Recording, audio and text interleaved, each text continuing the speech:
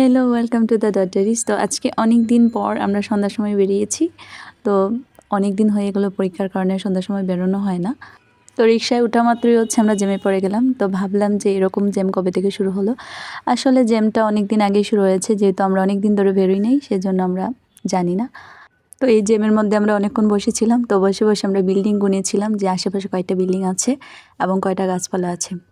কারণ আমার সাথে যিনি আছেন উনি হয়তো ভবিষ্যতে এইসব ব্যাপারে রিসার্চ পেপার পাবলিশ করবেন, সেই জন্য ওনার গোনার ইচ্ছে হয়েছিল। তারপরে আমরা এই রকম সুন্দর একটা লাইটিংয়ের সামনে এসেছিলাম, যেহেতু কালকে 16ই ডিসেম্বর, সেই জন্য এরকম লাইটিং করা হয়েছিল। এখন আমরা আমাদের সব থেকে পছন্দের জায়গাটা দিয়ে যাচ্ছি। তো মনে হচ্ছে নেমে পড়ি, কিন্তু আমাদের গন্তব্য আরও কিছুটা দূরে, সেই জন্য আমরা এখানে নামলাম না। যদিও আমরা ফেরার পথে আবার এই জায়গাটায় আসবো, কারণ আমরা বাইরে বেরিয়েছি আর এখানে আসবো না, সেটা তো হতেই পারে না। তো এখানে আসতেই হবে। তো আমরা আবার যাচ্ছি। এখন রাস্তাটা একটু ফাঁকা আছে, এদিকে কোনো জ্যাম নেই। তো সামনে এগোতেই দেখতে পাচ্ছি আরও লাইটিং আছে অনেক, এগুলোও একটু ক্যাপচার করে নিই। তারপরে আমরা সামনে গিয়ে আবার জ্যামে পড়লাম। তো এই জ্যাম কখন শেষ হবে তা বুঝতে পারছি না, কারণ এটা অনেক লম্বা একটা জ্যাম এবং অনেকগুলো গাড়ি ছিল সামনে। তো প্রায় 10 থেকে 15 মিনিট জ্যামে বসে থাকার পর আমরা ফাইনালি জ্যামটা উতরলাম। মাঝখানের কিছুটা রাস্তায় এরকম লাইটগুলো ছিল না, কিন্তু এখানে আসার পর দেখছি আবার এই রোড সাইডের লাইটগুলো আবার জ্বলেছে। আর আমরাও প্রায় আমাদের গন্তব্যে চলে এসেছি। এবার চলুন রিক্সা থেকে নেমে যাই। তো আমাদের যা কেনাকাটা করা ছিল তা কেনাকাটা করা হয়ে গেছে। এবার আমরা বেরিয়ে পড়েছি। তো আমার সাথে যিনি এসেছিলেন তার কেনাকাটা করার কিছুই ছিল না, তারপরেও তিনি কেনাকাটা করেছেন।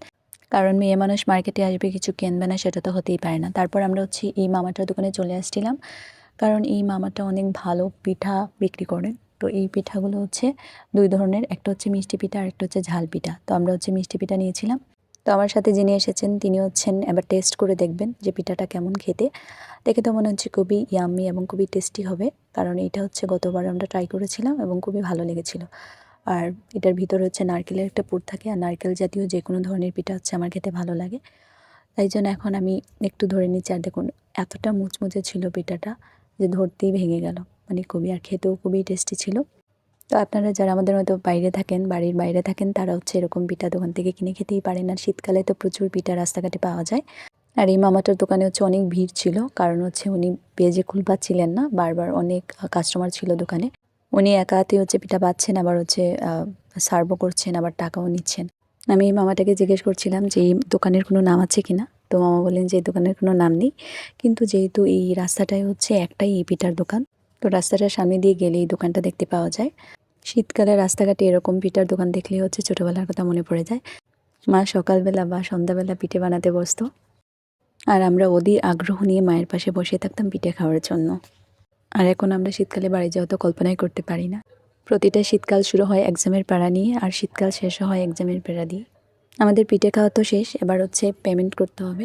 তো আপনাদের ব্যাগে যদি প্রচুর পরিমাণে টাকা থাকে তাহলে আপনারা কিভাবে টাকা বের করবেন? এভাবে ফোনের ফ্ল্যাশ লাইট জ্বালিয়ে নেবেন, তারপর খুঁজে খুঁজে সুন্দর করে একটা বড় নোট বের করে নেবেন।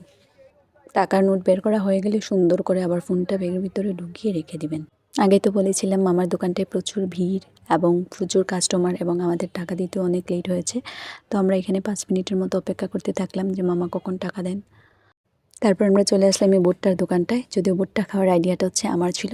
আর এই ভুট্টাগুলো দেখে আমার স্কুল লাইফের কথা মনে পড়ে যাচ্ছে, কারণ আমি যে দিক দিয়ে স্কুলে যেতাম সেই রাস্তায় একটা ভুট্টা বাগান ছিল। আর কাঁচা ভুট্টা খেতে আমার খুবই ভালো লাগে। কাঁচা ভুট্টা খেতে আপনারা কে কে ভালোবাসেন অবশ্যই জানাবেন। তো এখানে মামাটা খুব অভিনব পদ্ধতিতে ভুট্টাগুলোকে পোড়াচ্ছে। আমাদের জন্য তো অর্ডার দিয়ে দিয়েছি, কিন্তু আমাদেরকে এখানেও দাঁড়াইতে হবে, কারণ এখানে প্রচুর সিরিয়াল আছে। তো 2-3 জন সিরিয়ালে দাঁড়িয়ে আছেন, ওনাদের দেওয়ার পর মামা আমাদেরকে দেবেন। তো ভুট্টাগুলোর দিকে তাকাচ্ছি আর ভাবছি কতগুলো ভুট্টা, কিন্তু আমরা তো নেবো মাত্র 2টা। তো যাই হোক, আমি খাবো ভুট্টা, কারণ আমার সাথে যিনি এসেছেন ওনার ভুট্টা খাওয়ার কোনো ইচ্ছে নেই। তো উনিও প্রথমবার আমার সাথে ট্রাই করবেন। ভুট্টা তো হাতে পেলাম, কিন্তু এটা খেতে আমি আর আগের মতো টেস্ট পাচ্ছি না, কারণ এইটা পোড়ানোর আগে এটার ভিতরে কী জানি একটু স্পাইসি অ্যাড করেছিল। তো এইটার জন্য মনে হয় এটার টেস্টটা পুরো চেঞ্জ হয়ে গেছে, মানে খাচ্ছি মনে হচ্ছে না ভুট্টা খাচ্ছি। তো যাই হোক, টাকা দিয়ে কিনেছি, খেতেই তো হবে। তারপরে এই ভুট্টা কোনোভাবে শেষ করে আমরা বেরিয়ে পড়লাম। তো আমার সাথে যিনি আসছিলেন ওনারা তো প্রথমবারের মতো আমি ভুট্টা ট্রাই করেছিলাম, কিন্তু এত বাজে অভিজ্ঞতা হবে সেটা বুঝতে পারিনি। তো খুবই খারাপ লাগছিল। তারপর আমরা হেঁটে হেঁটে যাচ্ছি। এখন আমরা ঈর্ষা দিয়ে আসার পথে যে রাস্তাটা দেখেছিলাম ওই রাস্তাটায় যাচ্ছি। তো যাওয়ার পথে আমরা আবারও লাইটিং দেখতে পেলাম। তো লাইটিং দেখে তো খুবই ভালো লাগে, মনে হয় যে সারা বছর যেন এরকম লাইটিং থাকুক। অন্ধকার থাকলে আসলে রাস্তাঘাটে বেরোতে মন চায় না। একটু সামনে আগাতে হচ্ছে আমার এক্স রুমমেটের সাথে দেখা হয়ে গেল। তারপর তাকে হচ্ছে আমরা ব্যাগ খুলে খুলে দেখাচ্ছিলাম আমরা কী কী কিনেছি এবং আমাদের এক্সপিরিয়েন্স শেয়ার করছিলাম আমরা কীভাবে বার্গেনিং করে করে কিনেছিলাম, যেন সে মার্কেটে গিয়ে ঠকে না আসে। আসলে ঠকে আসলেও তো কেউ বলবে না যে আমি ঠকে আসছি, বলবে তো আমি জিতেই আসছি। যেহেতু রাস্তার মাঝখানে দাঁড়িয়ে এসব করেছি, তো দু একজন মানুষ এমন এমন লোক দিচ্ছিল আমাদের দিকে, তার কি বলবো আপনাদের। তারপর আমরা সেই ইচ্ছে মতো ফুচকার সামনে দিয়ে দিয়ে চলে আসলাম। সামনে আসতেই দেখলাম এই পুতুল পুতুল বেলুনের দোকানটা। তো আমার সাথে যিনি এসেছিলেন তিনি হচ্ছেন আমাকে মোমোজের এই দোকানটায় নিয়ে আসছেন। এই দোকানটা নাকি হচ্ছে নতুন বসছে। তো এই মোমোজের সাথে সাথে দিলে এত গরম থাকে যে এই পরিমাণ খেলে আমার জিব্বা টিব্বা পুরো পুড়ে যায়। সেই জন্য আমি বললাম আগে তুই খেয়ে নে, আমি ঠান্ডা হলে পরে খাবো। তো আমাদের মোমোজ খাওয়া শেষ, এবার আমরা বেরিয়ে পড়লাম। এবার হেঁটে হেঁটে আমরা রাস্তাটা পার হবো, তারপরে যাব আমরা সবজি বাজারে, সবজি কেনাকাটা করতে হবে। তো এখন হচ্ছে আমাদের ব্যাগ আমরা পাল্টাপাল্টি করে নিচ্ছি, কারণ অনেকক্ষণ হয়ে গেলো, হাতের মধ্যে অনেক বড় বড় বোঝা নিয়ে আসছি।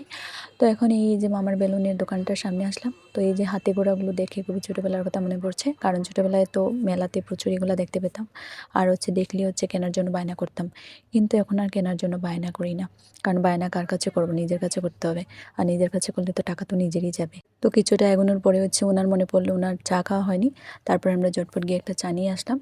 তো এই হাতে চা নিয়ে হচ্ছে 5 মিনিটের মতো দাঁড়িয়েছিলাম, কিন্তু রাস্তাটা আর ক্রস করতে পারছিলাম না।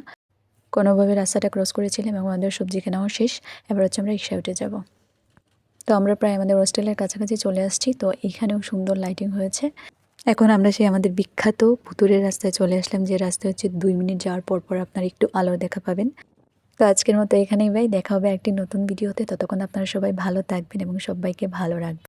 এই দেখুন রাস্তাঘাটে লাইট না থাকলে কী হবে, চাঁদের আলো আছে। চলুন এবার রিকশা থেকে নেমে পড়ি এবং আমাদের হোস্টেল কুটিরে ঢুকে পড়ি। আবারও সবাইকে টাটা, গুড বাই।